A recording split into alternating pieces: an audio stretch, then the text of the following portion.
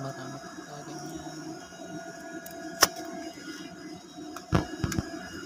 Guys, umagang umaga.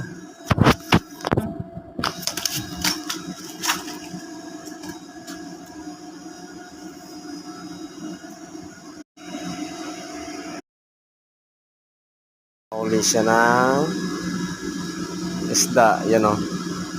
Yun pala inaagap na pumasok eh. Kaya yun pala yung ano niya eh, plano niya eh. Tama mo oh, ang laki oh. Ayun, tagos oh. Dito. Nasa 2 kilo pa yun oh. Ito. Ang laki oh. Ito mo niya? Okay.